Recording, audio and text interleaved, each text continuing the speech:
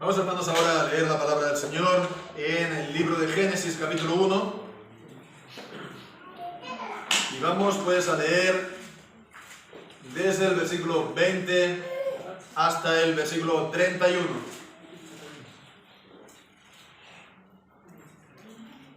Y dice así la palabra del Señor. Dijo Dios: produzcan las aguas seres vivientes y aves que vuelan sobre la tierra, en la abierta extensión de los cielos. Y creó Dios los grandes monstruos marinos y todo ser viviente que se mueve, y las aguas produjeron según su género, y toda ave alada según su especie, y vio Dios que era bueno. Y Dios los bendijo, y diciendo: fructificad y multiplicaos, y llenad las aguas en los mares, y multiplíquense las aves en la tierra. Y fue la tarde y la mañana, el día quinto. Luego dijo Dios: produzca la tierra seres vivientes según su género, bestias y serpientes y animales de la tierra según su especie. Y fue así. E hizo Dios animales de la tierra según su género, y ganado según su género, y todo animal que se arrastra según la tierra según su especie. Y vio Dios que era bueno. Entonces dijo Dios: hagamos al hombre a nuestra imagen, conforme a nuestra semejanza, y señoree en los peces del mar, en las aves de los cielos, en las bestias, en toda la tierra, y en todo animal que se arrastra sobre la tierra. Y creó Dios al hombre a su imagen, a imagen de Dios lo creó, varón y hembra los creó. Y los bendijo Dios, y les dijo: fructificad y multiplicaos, llenad la tierra y sojuzgadla, y señoread en los peces del mar, en las aves de los cielos, y en todas las bestias que se mueven sobre la tierra. Y dijo Dios: he aquí que os he dado toda planta que da semilla, que está sobre toda la tierra, y todo árbol en que hay fruto y que da semilla, os serán para comer. Y a toda bestia de la tierra, y a todas las aves de los cielos, y a todo lo que se arrastra sobre la tierra en que hay vida, toda planta verde les será para comer. Y fue así. Y vio Dios todo lo que había hecho. Y he aquí que era bueno en gran manera. Y fue la tarde y la mañana, el día sexto. Amén, y que el Señor bendiga su santa palabra. Amén. Nuestro Señor Jesucristo, en el Evangelio de Mateo, capítulo 6, si no me equivoco es el versículo 24, dijo que ninguno puede servir a dos señores a la vez, porque o amará a uno y aborrecerá al otro, o se apegará a uno y menospreciará al otro. Esto lo dijo el Señor Jesús acerca de las riquezas. Nadie puede servir a Dios y a las riquezas o a Mamón, que es la palabra, el nombre del Dios de las riquezas. Pero en general esto se puede aplicar también perfectamente a todo aquello que toma el lugar de Dios. A todo aquello que toma el lugar de Dios. Y es muy interesante que esté utilizando la palabra señores, ¿no? Llama la atención. A dos señores. Dos señores, que tienen autoridad. Tienen autoridad sobre sus siervos. Y les dice: haz esto, y él lo hace. O haz lo otro, y él lo hace. Entonces no se puede servir a dos señores al mismo tiempo, ni se puede llegar a una especie de, por así decirlo, acuerdo entre los dos señores. No se puede llegar a decir: no, yo voy a servir a uno los lunes, los jueves y viernes, por ejemplo, y los otros, pues el martes y el miércoles al otro, y los fines de semana alternos, uno para un señor y otro para otro señor, ¿no? Esto es lo que sí en la sociedad se ha permitido en cuanto a los hijos, ¿no? De padres que por que se ha banalizado tanto la cuestión del divorcio, pues esto es lo que ocurre, ¿no?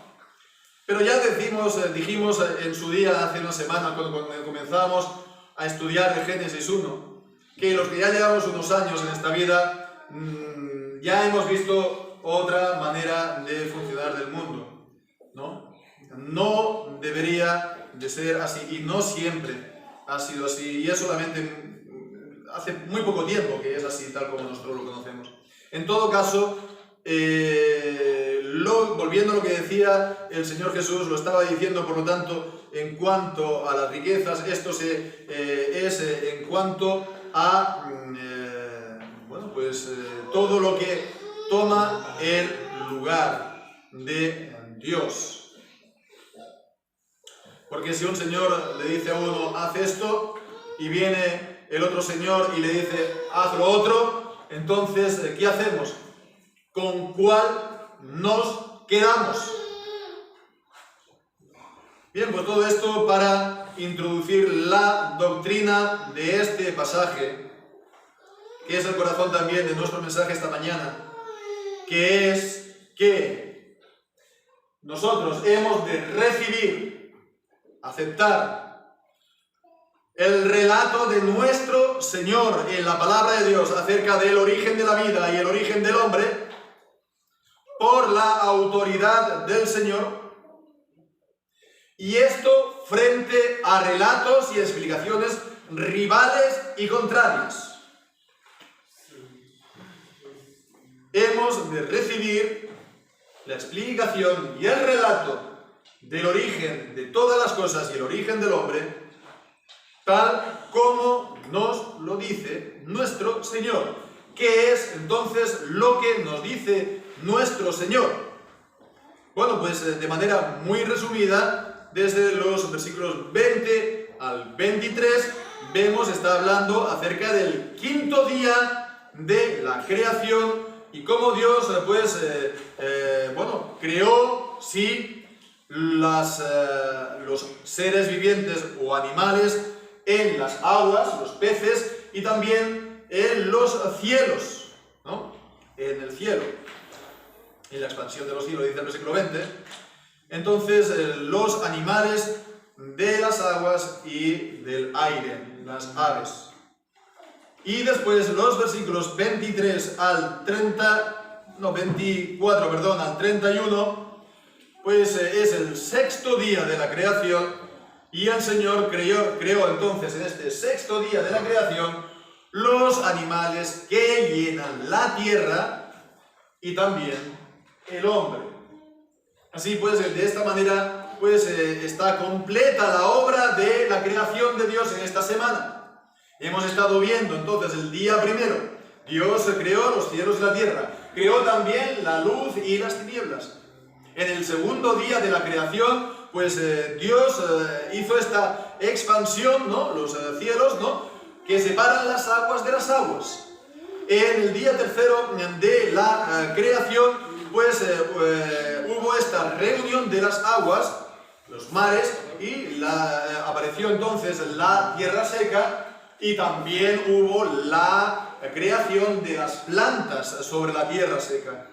Después, en el cuarto día de la creación, entonces es la creación de los astros, de las lumbreras, del sol, de la luna, de las estrellas, que dan vueltas alrededor de la tierra para alumbrar y para marcar los días, las estaciones y los años.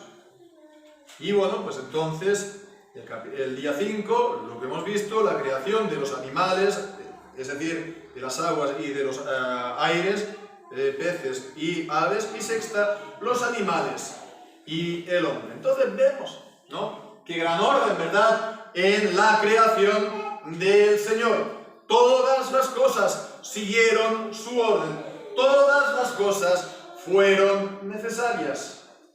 Todas las cosas, Dios hace, crea las condiciones, hace espacio para, ¿no? Hace espacio para el aire y después llena el aire o la atmósfera o los cielos con los astros, con los animales. Lo mismo también con las aguas, las divide, las separa, las puebla también de animales, de peces. Lo mismo también en la tierra. Vemos que la sabiduría de Dios Dios en todas las obras que Él hace. La sabiduría y el propósito de Dios en todas las cosas que Él hace. Y Dios manifiesta esta sabiduría y este propósito en todas las cosas que Él hace.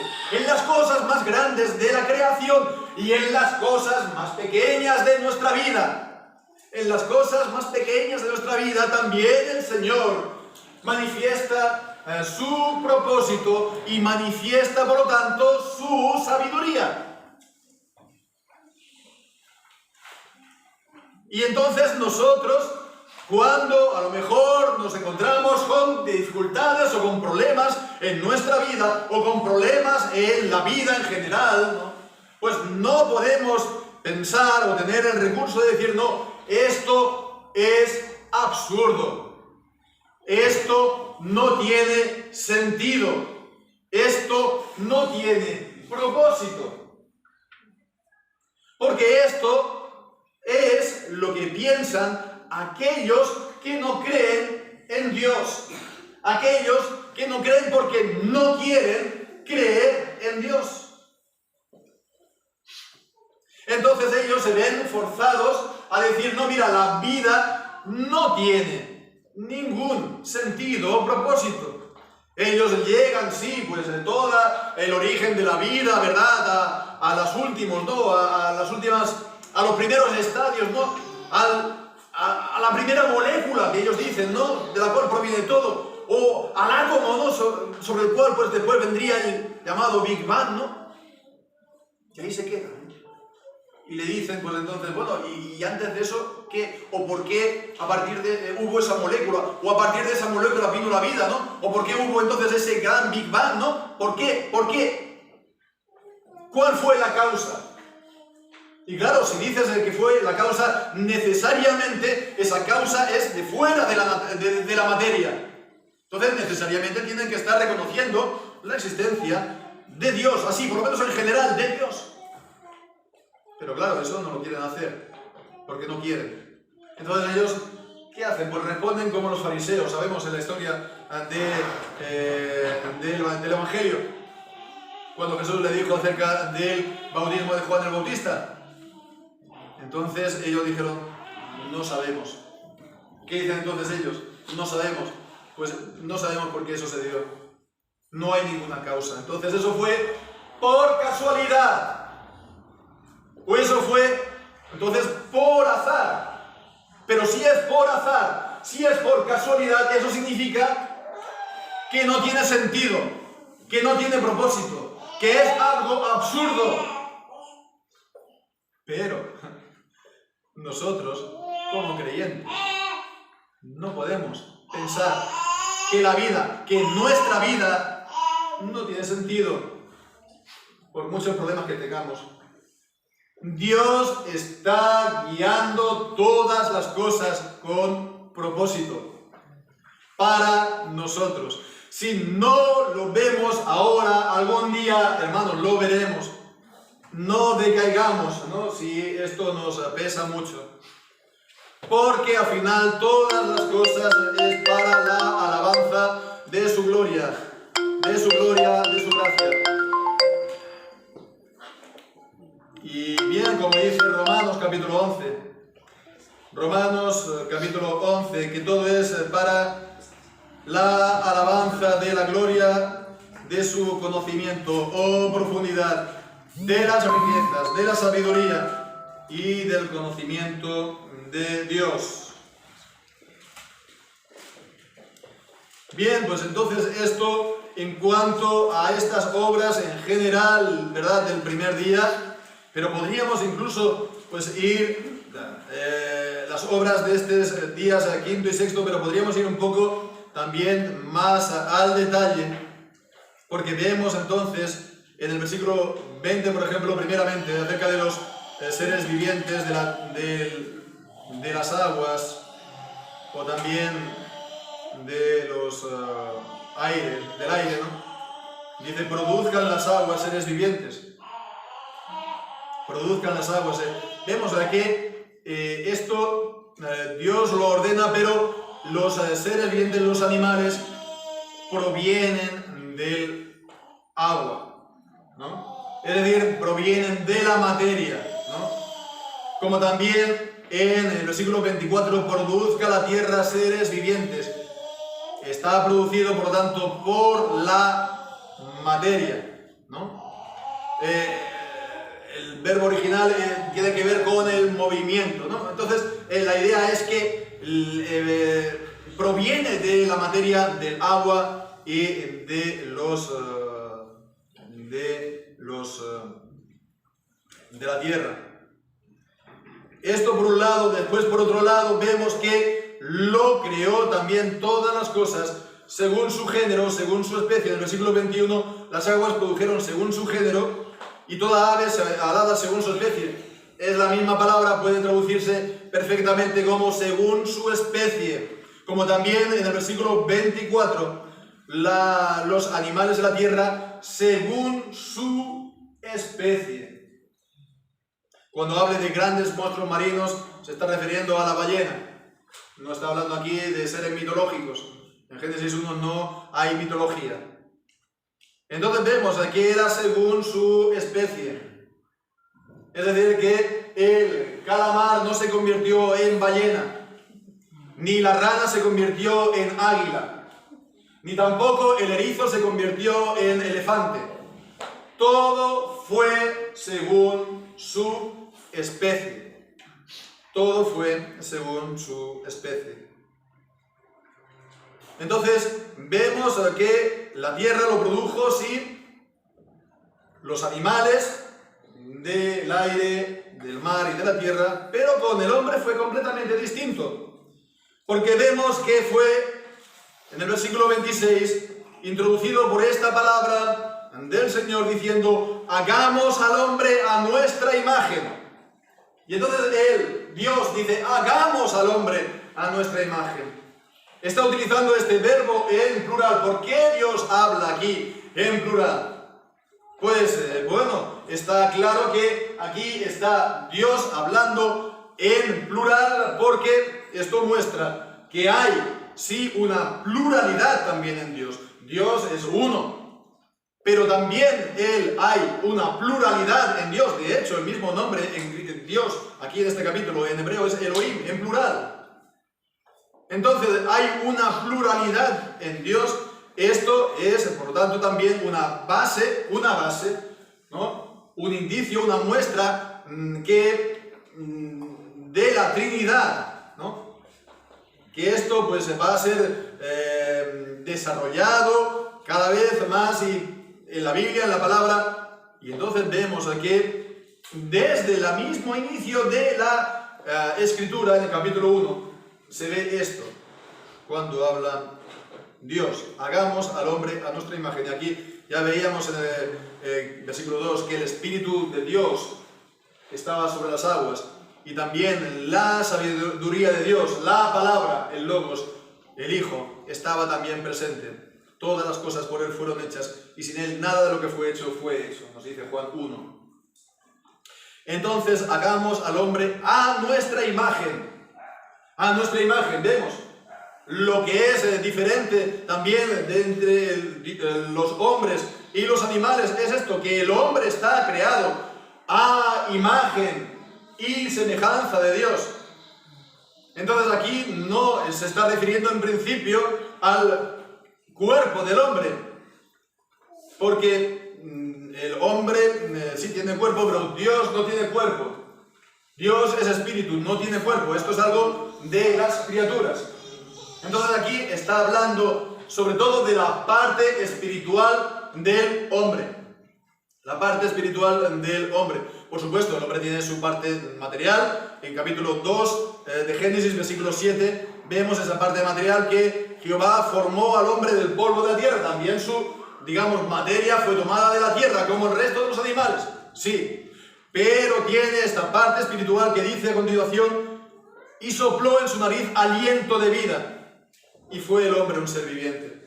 Así pues, está refiriéndose a esta parte espiritual del alma, del espíritu del hombre. Está refiriéndose, por lo tanto, a también que el hombre tiene sabiduría, que tiene también inteligencia, que tiene también propósito, que tiene también personalidad.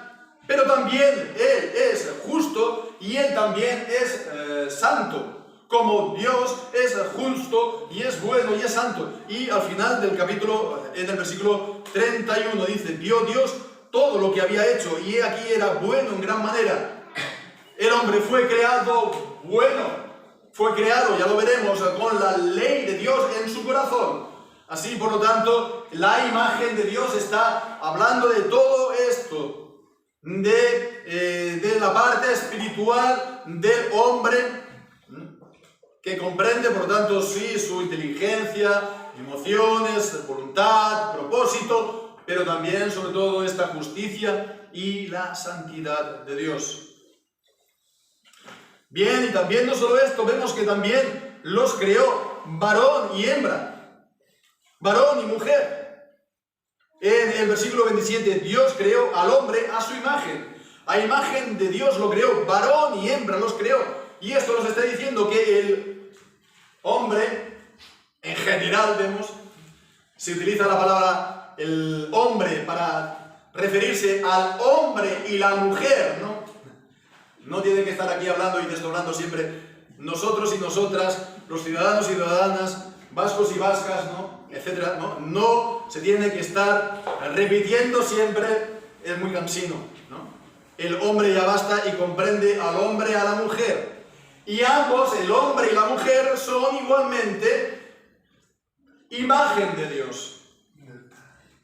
Está la unidad del ser humano en el hombre y la mujer.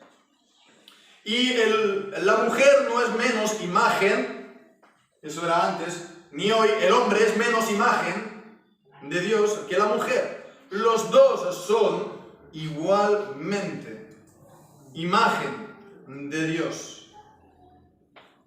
Bien, desde el inicio, separado por naturaleza, hombre y mujer, no confundido, no moda unisex, no género intercambiable, no ahora pues puedo ser hombre siendo mujer porque así me apetece, o porque en el colegio le dicen al niño que se ponga falda, o en el colegio le dicen a la niña que se corte el pelo como un niño.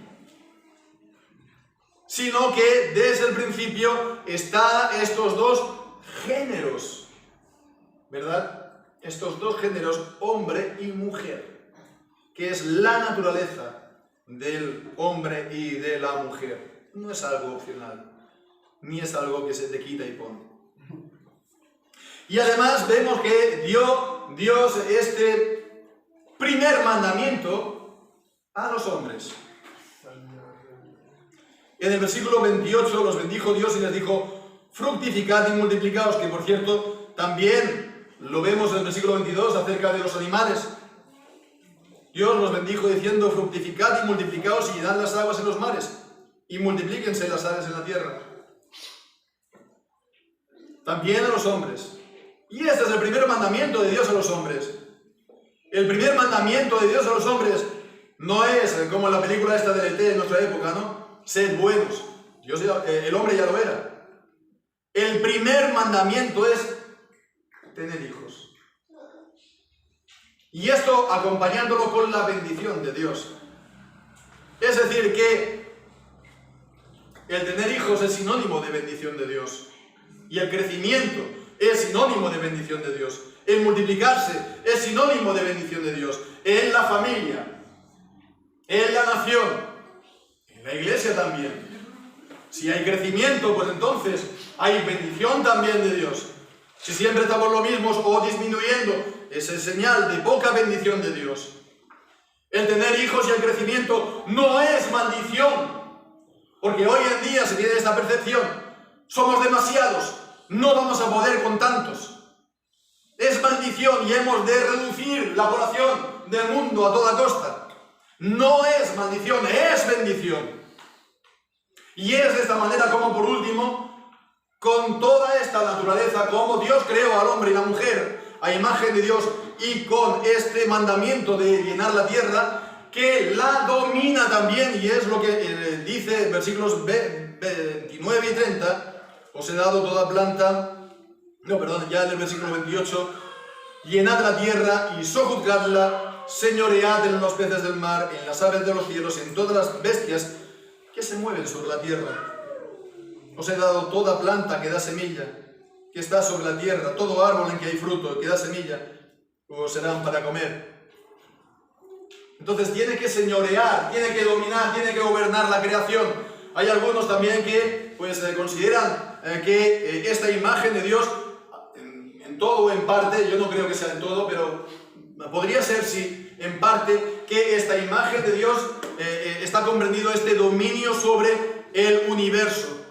Que el hombre como creación de Dios, pues entonces está mostrando la soberanía, el dominio de Dios sobre lo creado. Es de esta manera, por lo tanto, como Dios creó al hombre, como Dios le dio también esa vocación y ese mandamiento, que ha de dominar todo el universo creado. Bien, pues hasta aquí lo que nos dice la palabra de Dios, lo que nos dice el Señor en su palabra acerca del origen de la vida y el origen del hombre. Y sabemos, porque lo sabemos, que no es este el relato y la explicación corriente en el mundo, ¿verdad? En la sociedad. Más o menos desde el siglo XIX hasta aquí. En concreto, desde el año 1859. ¿Qué pasó en el año 1859? Pues que se publicó un libro escrito por alguien que antes había estudiado en el seminario para ser pastor y que abandonó la fe, apostató la fe, renegó la fe, rechazó al Señor y escribió un libro llamado El origen de las especies. Este hombre fue Charles Darwin. Y bien, pues este libro venía a, comillas, corregir, a negar y corregir todo lo que enseña aquí Génesis capítulo 1, que Dios lo ha creado todo en el espacio de 6 días y según sus especies. Y también al hombre a imagen y semejanza. Y entonces lo que él dijo es que todo proviene, ¿no?, en principio de una misma molécula y que después esto ha ido evolucionando a lo largo de miles y miles de millones de años. Y esto ha dado pues, lugar, ya ha evolucionado a todas las plantas, pero también a todos los animales, pero también de los animales al hombre, y el hombre es la última, evolución, ¿verdad? Que proviene de los animales también, es un animal más.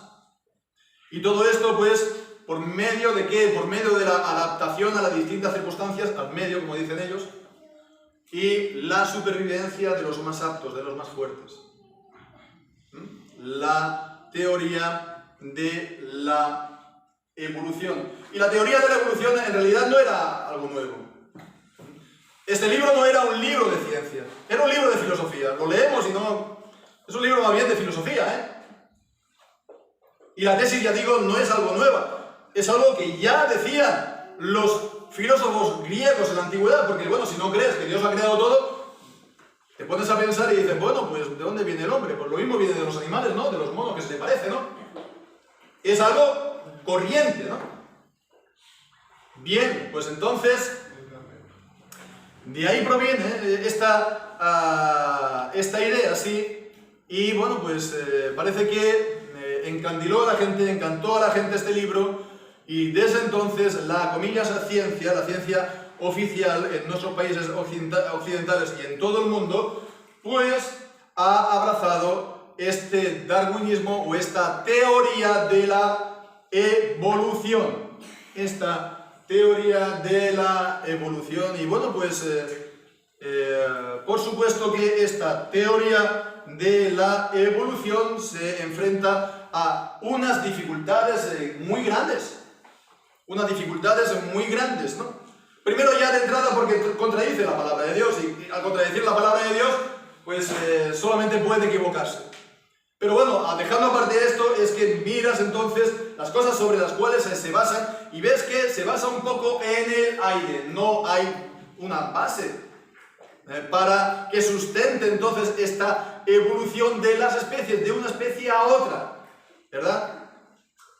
Sí que hay evolución, ¿no? Por supuesto, está, digamos, el género felino, ¿no? Entonces está el gatito y está hasta el león, ¿no? Y tienen todos, pues, parecidas características, ¿no? Curiosamente, a todos les gusta frotarse el mono, también los leones, se ve en documentales en internet, ¿no?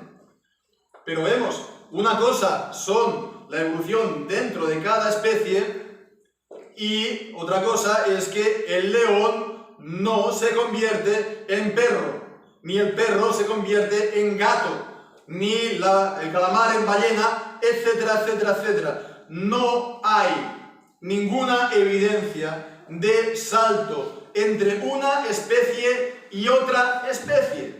No la hay. No la hay.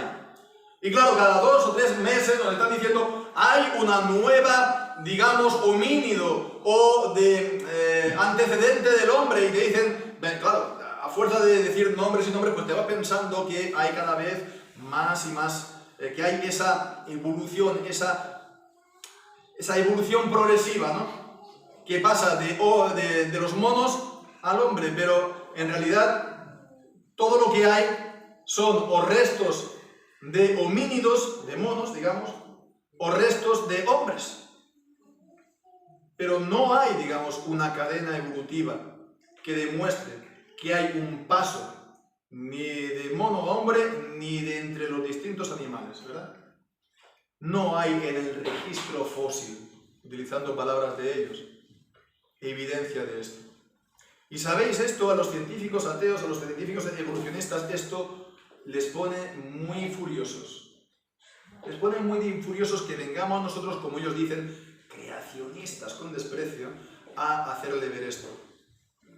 Incluso utilizan, Richard Dawkins, utilizan la palabra perverso. Es perverso, dicen. ¿Por qué? Porque dicen, estás utilizando datos que da la ciencia para negar la validez de la ciencia.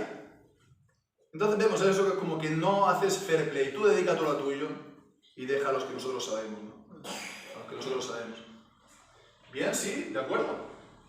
La ciencia pues dice esto acerca del origen de la Tierra, sí, es cierto. Pero, ¿quién dice que la ciencia tenga que ser así? Es decir, ¿quién dice que la ciencia tiene que excluir que Dios ha creado todas las cosas? ¿Quién dice que la ciencia tiene que excluir, digamos, estudiar el diseño, el propósito, la inteligencia que se ve en la vida, ¿verdad? En la naturaleza. Lo que dicen normalmente como causas finales, ¿no? Eso lo han excluido de la ciencia. ¿Por qué? Porque lo dicen ellos. Porque lo han dicho ellos. Y lo han dicho ellos al unísono. Todos los científicos, todos los científicos lo dicen. ¿Y por qué lo dicen? ¿Sabéis por qué lo dicen? Porque si hay un científico creyente, cristiano, que dice lo contrario, ¿sabéis lo que pasa con él? Que lo echan directamente. Es decir, que si tú crees esto, cállate. Porque si abres la boca, te vas fuera. En 1951, un científico creyente canadiense llamado Arthur Constance, tal como se escribe, él era científico y era creyente, me cae muy simpático, no estoy de todo de acuerdo con todo lo que dice en Génesis 1 sobre todo, pero él creía en Génesis, él creía en la creación. Y él era científico. Y él estaba sacándose su doctorado en ciencias en Canadá. Y él había escrito su tesis doctoral y él la iba a presentar. Y entonces la universidad, en los trámites antes de la tesis doctoral, ¿no?, para presentarla, fue y le preguntaron, pero ¿tú crees en Adán y Eva? Y él, ¿qué respondió? Sí, creo en Adán y Eva. Entonces, ¿qué es lo que ocurrió? Que no le dejaron presentar la tesis doctoral y no fue, por lo tanto, doctor en ciencias. No fue, comillas, científico. Aunque él siguió siendo científico, patentó patentes científicas que están todavía pues, en vigor, pero no fue científico. En 1959 se sacó su doctorado, pero no fue en ciencia, fue en filosofía de la ciencia.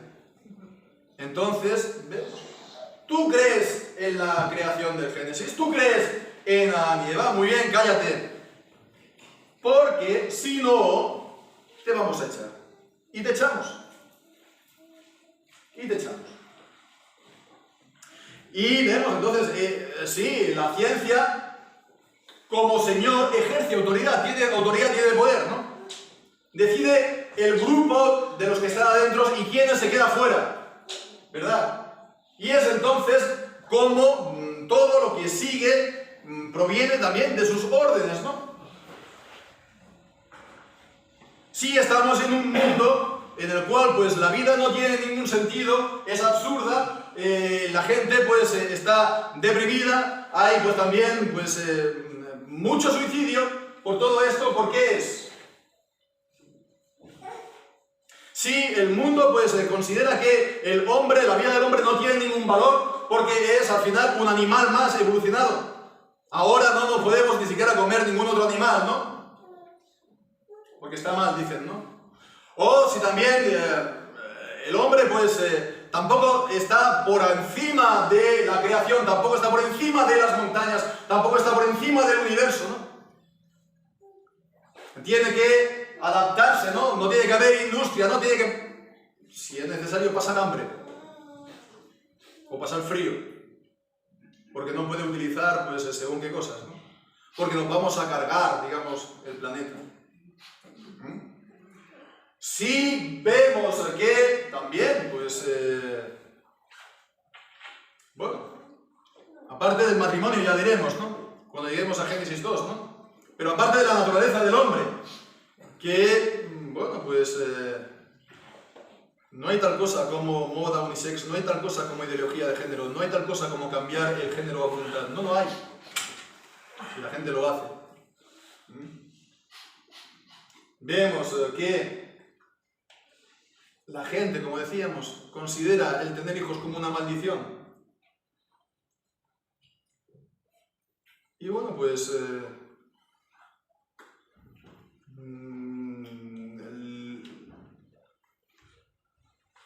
le dices y les enseñas que, bueno, pues el sexo, tener las relaciones sexuales dentro del matrimonio, pues una de las finalidades que tiene es esta que vemos, es tener hijos, y la gente pues se queda escandalizada. Y ha dividido, por lo tanto, esto, tener sexo con fines también de reproducción, de tener hijos, porque lo hacen hasta el punto de que consideran que es igual que se acueste, lo que es lo normal, un hombre y una mujer, que dos hombres o dos mujeres. Y lo ven esto y lo consideran, es normal, es lo mismo. Es lo mismo. Entonces vemos que estamos en este mundo, y este mundo es el resultado de este Señor al cual sirven. Según ellos no hubo una pareja de hombres, un hombre primero, sino que hubo pues entonces una manada, una piara, o como queramos decir, no, el grupo es antes que el individuo. Y esto, digámoslo hoy en día, es lo que dicen el bien común, el comunismo. Si el mundo funciona como funciona y está como está, es el resultado, después de un siglo y medio, casi dos, de esta doctrina del darwinismo y del evolucionismo impuesto por la fuerza. Y como decíamos al inicio, no podemos servir a dos señores a la vez. Es imposible. Hemos de escoger a cuál hemos de servir. Por supuesto que estamos obligados en el colegio, porque nos lo van a enseñar sí o sí, a saber lo que ellos dicen. Otra cosa es que nosotros lo abracemos como siendo la verdad. No se puede, servir a dos señores y está corrigiendo a la Biblia, a la palabra de Dios. Y dice, esto son cuentos. Esto son cuentos de niños. Esto es lo que ellos dicen de Dios y de la palabra. Si servimos a este Señor, vamos a estar diciendo lo mismo de la palabra de Dios. Vamos a estar diciendo lo mismo de Dios también. Vamos a acabar riéndonos y menospreciando a nuestro Señor. Vamos a estar menospreciando a aquellos que consideran Génesis 1 como la verdad del origen de la vida y del hombre. Incluso podríamos llegar a aborrecer a Dios y a su pueblo. Nosotros hemos de apegarnos a Dios y a su palabra. Hemos de amar a Dios y a su palabra por encima de todas las cosas. Hemos de aborrecer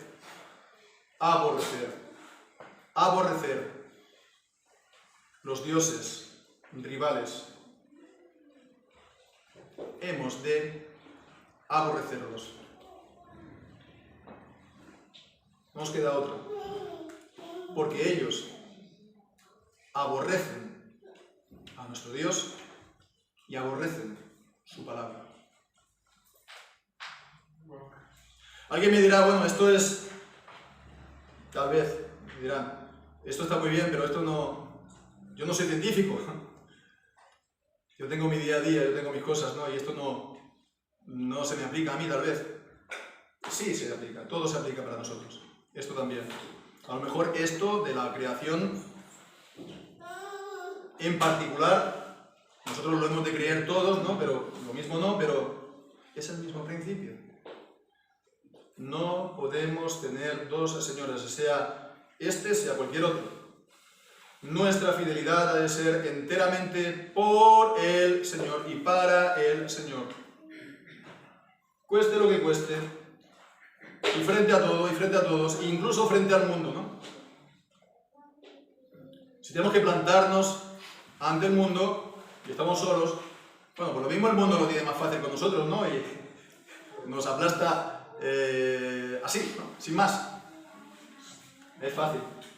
Pero bueno, si ya somos 1000, ya somos 10.000 o 1.000.000, ya será un poquito cada vez más difícil, ¿no? Bueno, tal vez nunca va a haber 1000 o 1.000.000 como nosotros. Tal vez no. Pero hemos de mantenernos fieles y firmes al Señor. Siempre.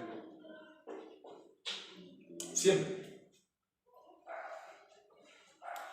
Entonces la cuestión es, ¿vamos nosotros a amar al Señor por encima de todas las cosas, por encima de todos los señores de este mundo, por encima de todas las palabras, por encima de todas las ideologías y de las doctrinas de los hombres, y de la filosofía de los hombres, y de las modas de los hombres, y de las opiniones de los hombres? Vamos a amar la palabra de Dios por encima de todas las cosas, por la autoridad de Dios, que es nuestro Señor, a quien amamos y servimos.